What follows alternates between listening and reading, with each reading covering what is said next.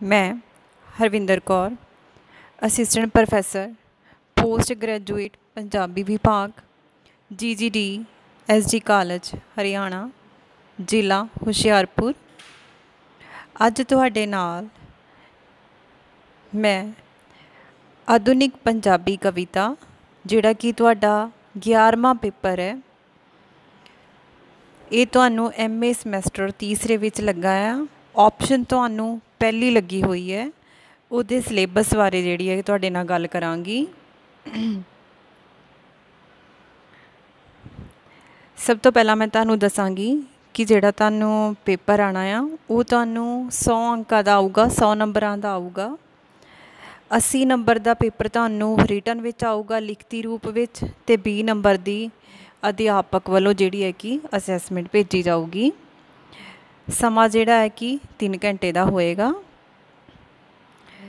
पहले भाग विच जिहड़ा तुहानू सिलेबस विच है, पहले भाग विच सिद्धांत इतिहास प्रवृत्तियां काव्य धारावां ते प्राप्तियां मतलब आधुनिकता अते आधुनिक पंजाबी कविता जां प्रमुख काव्य धारावां जां प्रमुख रूपाकार इन्हां नाल संबंधित इस भाग विच तुहानू क्वेश्चन आउणगे जिहदे अंक होणगे 30 नंबर का पेपर इस भाग विचों आऊगा जिहड़ा मैं तुहानू टॉपिक जिहड़े विषय है दस्से है। दूजे नंबर ते तुहानू 3 कवि लगे है इस समैस्टर विच, इस पेपर विच तुहानू 3 कवि लगे है। इहदे विच तुहानू उन्हां कवियां बारे जिहड़ी है कि कवियां बारे लिखना होगा, उन्हां दीयां रचनावां बारे विस्तार विच लिखना होएगा। इहदे नाल जिहड़े है कि संबंधित जिहड़े है कि 30 नंबर का पेपर तुहानू आऊगा। इहदे विच एक काव्य संग्रह के हवाले नाल जिहड़ा है कि तुसीं ये देना होऊगा। क्वेश्चन का आंसर किसी एक संग्रह के हवाले नाल आएगा। तीसरे नंबर ते जिहड़े तुहानू सिलेबस विच कवि लगे ने उन्हां नाल संबंधित तुहानू पुस्तकां लगियां ने उन्हां नाल संबंधित शॉर्ट क्वेश्चन आउणगे। तुहानू संखेप उत्तरां वाले प्रश्न आउणगे जिहड़े कि 20 नंबरां दे होणगे। ठीक है, कोशिश करनी है कि पहलां तुसीं क्वेश्चन नूं समझना है, तुहानू पुछया की गया, फिर तुसीं ओहदा एग्जैक्ट आंसर लिखण दी कोशिश करनी है। कई बार तुसीं की करदे हो कि ये जिहड़े है कि टोटल 20 नंबर के शॉर्ट क्वेश्चन है, मतलब जिहड़ा एक क्वेश्चन है वो वध तो वध तुसीं 5 जां 6 लाइनां विच लिखना हुंदा आ। ठीक है, 4 लाइनां विच भी आंसर हो सकदा, पर तुसीं की करदे हो कि जिहड़ी चीज़ पुछी है वो लिखी नहीं हुंदी, एक 2 पेज भर दिंदे हैं, उहदा कोई फायदा नहीं हुंदा, उहदे कोई नंबर नहीं आंदे। ठीक है, ऐदां नहीं सोचना कि जे शीट भरीए तो नंबर मिल जाणगे, ऐदां नहीं हुंदा। ये क्वेश्चनों में तुहानू सीधे नंबर होंदे है। ठीक है, ये एग्जामिनर नंबर नहीं कटदा, सो कोशिश करनी है कि जिन्ने क्वेश्चन तुहानू पूछे गए होण पेपर विच सारे दे सारे करने हैं।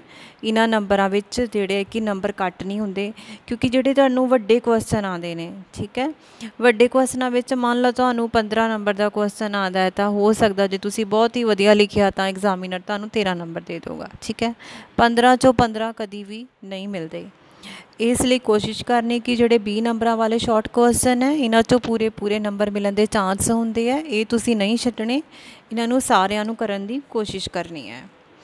हुण तुसी देखो तुहानू कोर्स विच किहड़े कवि ते किहड़ियां किताबां लगियां ने।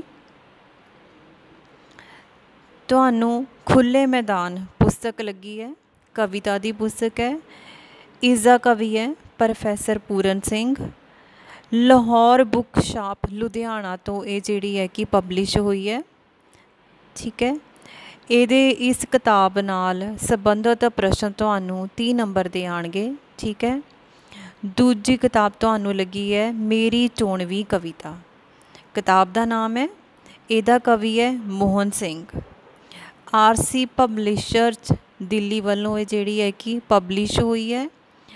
इस पुस्तक नाल संबंधित तुहानू 30 नंबर के प्रश्न जिहड़े है कि आउणगे। तीजी पुस्तक तुहानू लगी है सुगंध समीर, ये बाबा बलवंत की जिहड़ी है लिखी हुई है, नवयुग पबलिशर्स दिल्ली वालों जिहड़ी है कि पबलिश हुई है। इस पुस्तक नाल संबंधित तुहानू 20 ਨੰਬਰਾਂ ਦੇ ਕੁਐਸਚਨ ਜਿਹੜੇ ਆਣਗੇ। ठीक है, क्वेश्चन नूं पहलां तुसीं चंगी तरह समझना आ, समझ के फिर उन्होंने लिखना आ।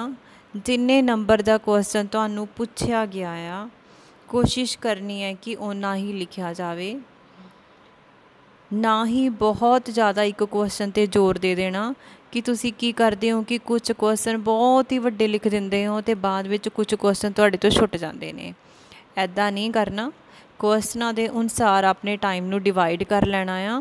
कोशिश करनी है कि उन्ना आंसर सारे क्वेश्चनों विच तुसीं उत्तर दिते होण, भाव सारे प्रश्न जिहड़े है सॉल्व किए होण।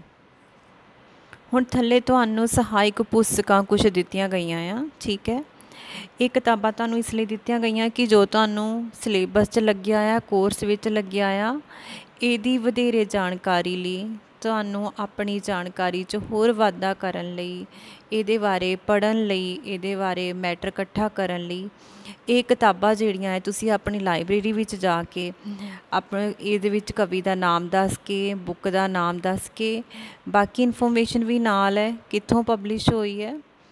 फिलहाल तुहानूं कवि दा नाम दस के, मतलब राइटर दा नाम दस के, बुक दा नाम दस के, ये तुहानूं लाइब्रेरी विचों मिल सकदियां। जदों तुसीं इन्हां नूं विस्तार विच पढ़ोगे तां तुहानूं जिहड़े इन्हां को जिहड़े भी पेपर च क्वेश्चन पूछे जाणगे उन्हां दे आंसर लिखणे बहुत ही तुहानूं सौखे हो जाणगे। सो ये तुहाडा सिलेबस है। बाकी कल तो जिहड़ा है कि असीं अपना होर जिहड़े है कि इस सिलेबस नाल संबंधित जिहड़े है कि प्रश्न जिहड़े है डिस्कस करने शुरू करांगे। धन्नवाद।